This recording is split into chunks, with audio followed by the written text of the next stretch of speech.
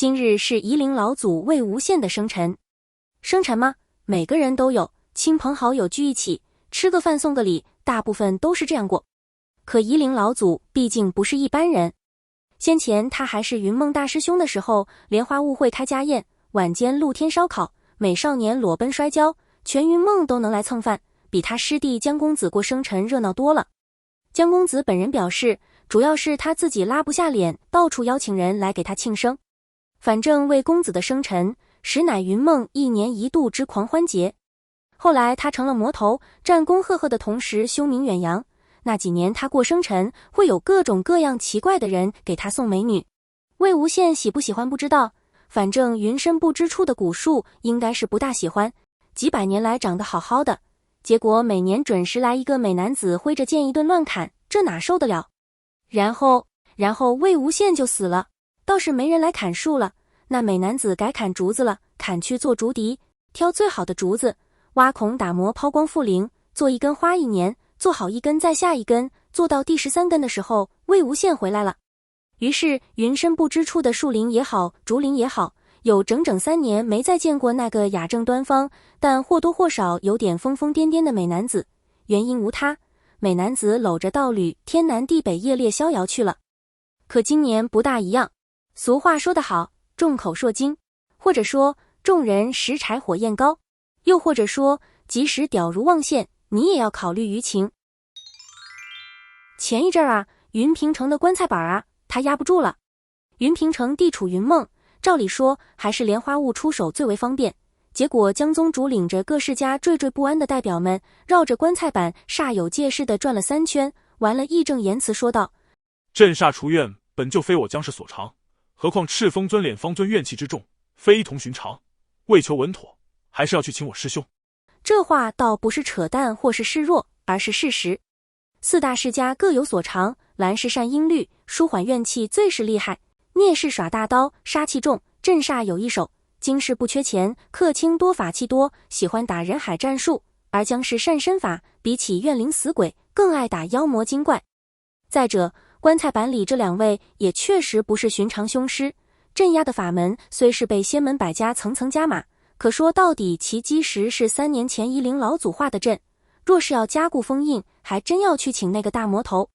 于是江宗主实话实说，说完以后，抱兄坐在观音庙边上喝茶，一旁各世家代表们面面相觑，磨蹭半天，总算敢开口问：那您师兄现在在哪儿呢？江婉莹放下茶杯，正色道：你们这是要请夷陵老祖？是仙门百家要请，不是我要请。江宗主满意地点点头，立刻修书一封，递给了他师兄留给他的传信小鬼，上书：傻逼师兄亲戚，你他丫的浪完了没？滚回来压棺材板儿！令，你啥时候离婚？娘家勉强有间空房。弟，成。7天后，蓝忘机搂着魏无羡来到了莲花坞，亲自下厨，把江城惊得不行，暗戳戳期待这哥夫能做一顿怎样的大餐。结果蓝忘机做了老干妈炒饭，2人份的。江城目瞪口呆，原来没他的份，心里开始寻思怎么报答蓝忘机。结果蓝忘机亲了亲魏无羡就走了。他先去观音庙看看，快吃吧，我老公只给我做过饭呢。我本来是想吃的，你这么一说，我反而不是很想吃了。魏无羡叼着筷子笑了笑，突然从凳子上站起来，越过桌子和老干妈炒饭，抱了抱3年不见的师弟，然后径自坐回去，神色如常地开始吃炒饭。江城僵硬地呆坐了许久，面红耳赤，眼睛酸胀的不行，终于哼哼唧唧地把炒饭吃了个精光。夷陵老祖和韩光君3年前突然宣布成亲，然后4处夜猎，啥清谈会围猎会都不参与，就此避世整整3载。江宗主一封信终于他娘的出现了。此消息在仙门激起不大不小的浪花，而真正让人震惊的是，仙君魔头狗男男来云梦的第2天，云平城那个让人头疼的棺材板便封印好了。据驻守观音庙的各家修士说，这棺材板已经不安分2年了，外头加码的封印已经破了又上7、8次，怨气外泄极为危险，更有不少厉害邪祟被吸引至此，要不是瞭望台反应快，恐怕要闹不小麻烦。结果头天晚上夫妇俩来了云梦，魏无羡在莲花坞吃了个晚饭，蓝忘机来云平城照顾了一下流浪猫猫狗狗，第二天俩人在观音庙见面，合奏了一首兄弟抱一下，棺材板就消停了。也说不上来到底是望县扶夫修为高深，还是孽大摇摇真的兄弟抱一下了，反正各家紧急把这首曲子加进了音律教材里。有人顺势提出，夷陵老祖生辰不快到了，不如就在莲花坞庆祝一下吧。精灵觉得提出这个意见的人挺眼熟，在芳菲殿准备生辰礼物时才想起来，那人是荆楚之地一个小世家的宗主，以前是云梦江氏的外门弟子。精灵撇撇嘴，开始记日记。玄正差年差月，今天二舅学会有话直说了吗？没有。然后久违的莲花坞魏无羡生日宴便来了，那是一个锣鼓喧天，鞭炮齐鸣，红旗招展，人山人海，从上午就开始办酒会。蓝曦臣专注地观察着，打算学习一下云梦家宴的做法，回头一定要把弟弟和弟媳按在云深不知处，给补个盛大的婚礼。一是把礼数全了，二是名正言顺把汪基县定在山上帮他干活，别打扰他闭关。各家能来的都来了，这架势比当年金光瑶封仙都来的人都多。也难怪夷陵老祖这么一号写进史书，还专门立了传，还死而复生，还又杀人又救人，还开山立派，还为爱作寿的传奇人物，竟然从不露面，大部分人见都没见过他，可不让人好奇吗？于是众人翘首起足，悬悬而望，就等着传闻中的魏无羡大驾光临。结果上午酒会来的只有蓝忘机。江婉莹见怪不怪地站在烧烤架旁边等烤羊腿。蓝忘机喝了一口茶，面对着好奇心爆棚的仙门百家，认真说道：魏婴不大舒服，晚宴再来。人群爆发出又热烈又克制的讨论声，不外乎是吹牛吧，不可能，我不信，夷陵老祖不是人，夷陵老祖不可能不舒服。我等连日来舟车劳顿，封印又颇为费神，可为了仙门太平，魏婴仍是毫不推脱，今日便有些累了。人们于是地赞同起来，众人夸赞魏先生高洁，又说请韩光君代为转达谢意，也请魏先生保重身体。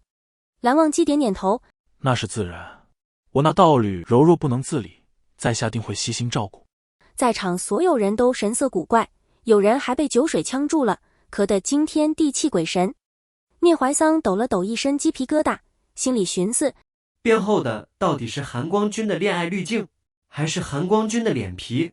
江澄啃着羊腿，把精灵招过来，很淡定地摇耳朵，你大舅应该快睡醒了，你马上端茶去他房里，记得笑得嗲一点，他会很高兴的。于是精灵就去了。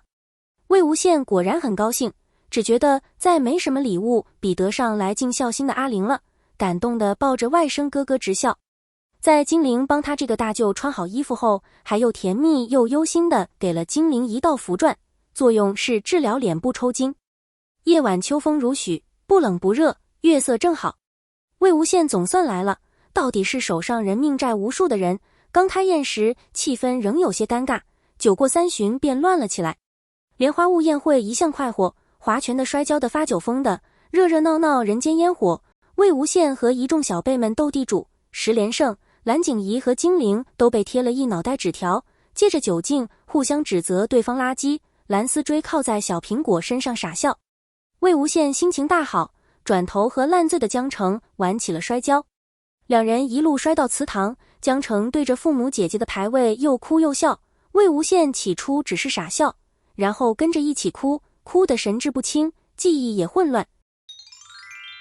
待回过神来，魏无羡已和蓝忘机一道在木桶里沐浴了，酒意未去，脸颊酡红。魏无羡依偎在蓝忘机怀里，两人都赤条条的，道侣的胸膛温暖又宽广。魏无羡痴痴笑了几声，韩光俊今日没喝酒。蓝忘机不说话，揽过道侣，替他梳理沾满酒气的头发。魏无羡转转眼珠，一只手抚上蓝忘机锁骨，来回摩挲，又凑到蓝忘机耳边，吹着气说：蓝二哥哥吃醋了。晚宴热闹，许久不曾有过的团圆，他太高兴了，却冷落了道侣。蓝忘机怔了怔，只道：没有。魏无羡又笑起来，戳戳道侣的脸颊，坏心眼说道：这是我娘家呢，以后吵架了离婚了，我就回娘家。他这蓝二哥哥一贯是个醋坛子，二人又阴阳两隔13年，蓝忘机最听不得任何分离。